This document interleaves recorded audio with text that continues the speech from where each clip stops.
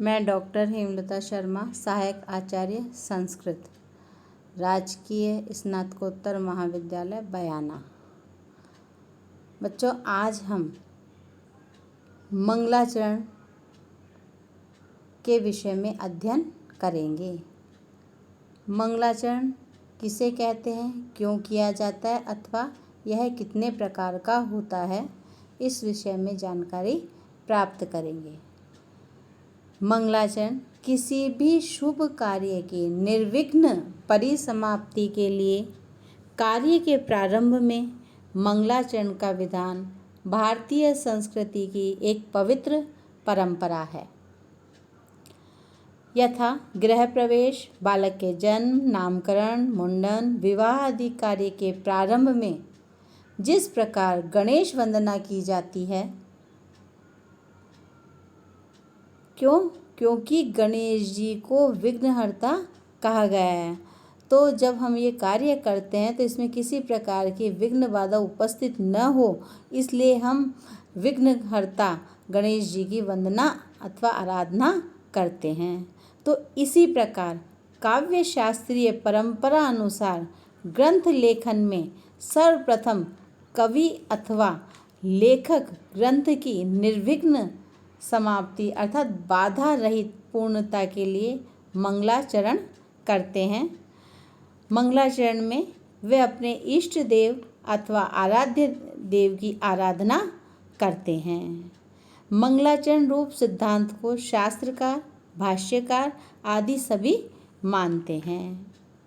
अग्नि पुराणानुसार ग्रंथादौ ग्रंथ मध्ये ग्रंथांते च मंगलाचरणीयम, अर्थात ग्रंथ के आदौ आदि में अर्थात प्रारंभ में और ग्रंथ के मध्य में और ग्रंथ के अंत में मंगलाचरण करना चाहिए। भाष्यकार के अनुसार भी मंगलादीनि मंगल मध्यानि मंगलांतानि च शास्त्राणि प्रथन्ते वीर पुरुषाण्या युष्मत् पुरुषाण्य अध्येतारश्च बुद्धि युक्ता यथा स्युर इति, अर्थात ग्रंथ के आदि, मध्य तथा अंत में मंगलाचरण अवश्य करना चाहिए, क्योंकि मंगलाचरण करने से रचे हुए अथवा लिखे हुए शास्त्र अथवा ग्रंथों का प्रचार प्रसार होता है तथा उन ग्रंथों को पढ़ने वाले लोग वीरता से पूर्ण व दीर्घायु एवं बुद्धिमान होते हैं। ये मंगलाचरण 3 प्रकार का होता है। प्रथम आशीर्वादात्मक, दूसरा नमस्कारात्मक और तीसरा वस्तु निर्देशात्मक। इसमें सर्वप्रथम आशीर्वादात्मक। परमेश्वरात् स्वस्य स्वशिष्यस्य वा वांछितार्थ प्रार्थनम आशीर्वाद है, अर्थात अपने या अपने शिष्य के लिए वांछित अर्थ की प्राप्ति के निमित्त परमेश्वर से प्रार्थना करना ही आशीर्वाद है, अर्थात आशीर्वादात्मक मंगलाचरण है। रत्नावली नाटिका में आशीर्वादात्मक मंगलाचरण है। दूसरा नमस्कारात्मक। स्व अपकर्ष बोधानुकूलः स्वीय व्यापार विशेषो नमस्कार है, अर्थात प्रणाम के योग्य गुरु अथवा परमेश्वर के प्रति अपनी न्यूनता बोधन के लिए प्रणाम करने वाले पुरुष के शरीर, मन, वाणी द्वारा किए गए कार्य अथवा व्यापार विशेष को ही नमस्कार कहते हैं। न्याय सिद्धांत मुक्तावली में नमस्कारात्मक मंगलाचरण किया गया है। वस्तु निर्देशात्मक। ग्रंथ प्रतिपाद्य वस्तुनो निर्देशनम वस्तु निर्देश है, अर्थात जिस ग्रंथ के प्रतिपादित विषय रूप वस्तु का निर्देश मात्र करना ही वस्तु निर्देशात्मक मंगलाचरण कहलाता है। यथा कुमार संभवम महाकाव्य के प्रारंभ में वस्तु निर्देशात्मक मंगलाचरण किया गया है। विद्यार्थियों में जिज्ञासा उत्पन्न होती है कि मंगलाचरण मन में भी तो किया जा सकता है, ग्रंथ में क्यों लिखा जाता है, यानी प्रारंभ में लिखा क्यों जाता है, इसको तो मन में भी अपने इष्ट या आराध्य देव की आराधना की जा सकती है। तो इसके समाधान में कहा गया है कि मन में मंगलाचरण करने से ग्रंथकर्ता की आस्तिकता अथवा नास्तिकता विद्यार्थियों के समक्ष प्रकट नहीं हो पाती। अतः आगे विद्यार्थी भी जब ग्रंथ प्रारंभ करे तो उसमें मंगलाचरण अवश्य करे। इस इच्छा से मंगलाचरण को ग्रंथ के आरंभ में लिपिबद्ध करके दिखाया गया है कि अर्थात कोई भी नवीन ग्रंथ की रचना की जाए तो मंगलाचरण अवश्य करना चाहिए।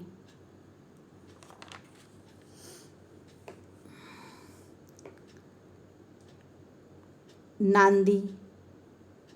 संस्कृत आचार्यों ने नाटक के मंगलाचरणात्मक श्लोक को ही नांदी कहा है, अर्थात नाट्य शास्त्रीय भाषा में मंगलाचरण को ही नांदी कहा गया है।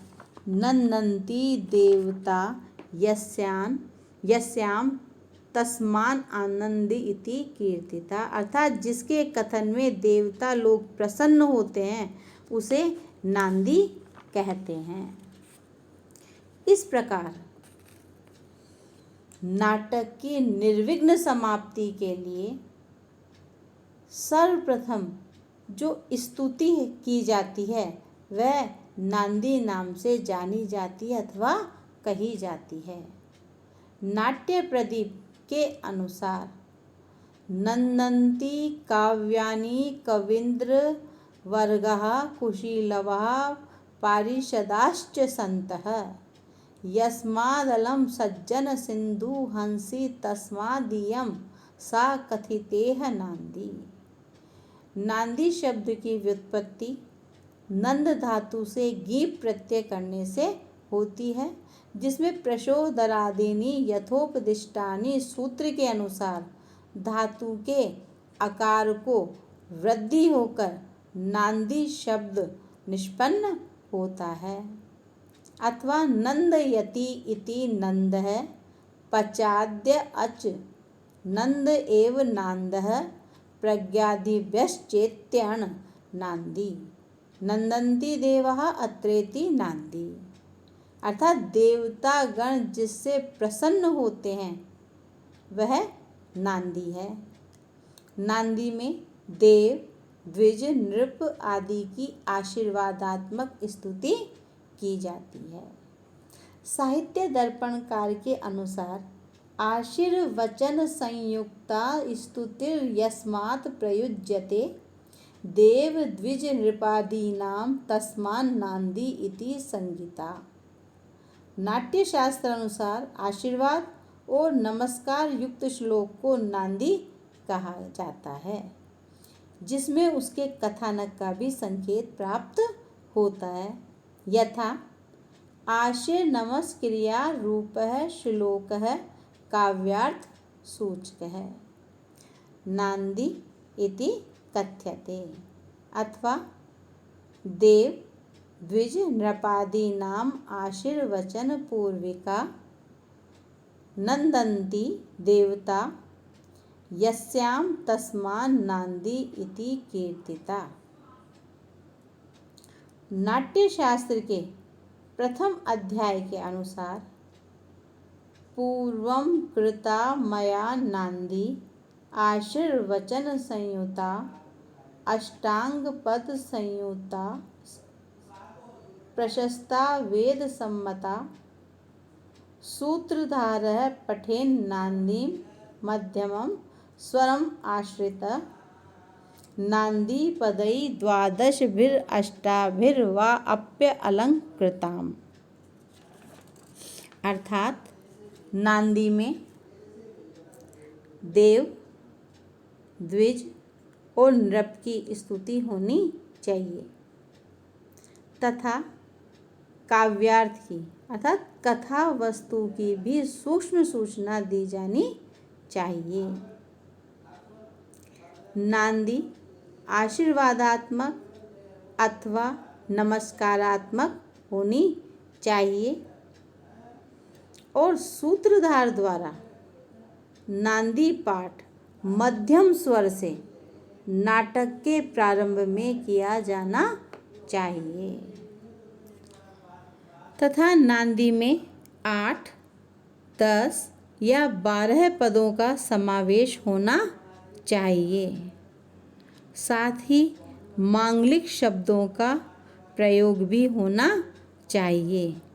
इस प्रकार ग्रंथ की निर्विघ्न समाप्ति के लिए लेखक कवि अपने काव्य नाटक आदि में मंगलाचरण अर्थात नांदी का प्रयोग करते हैं। तो इस प्रकार कहा गया है कि किसी भी कार्य की निर्विघ्न समाप्ति के लिए जो कार्य किया जाता है वह मंगलाचरण किया जाता है और ये मंगलाचरण सभी को कार्य के प्रारंभ में निर्विघ्न समाप्ति हेतु अवश्य करना चाहिए।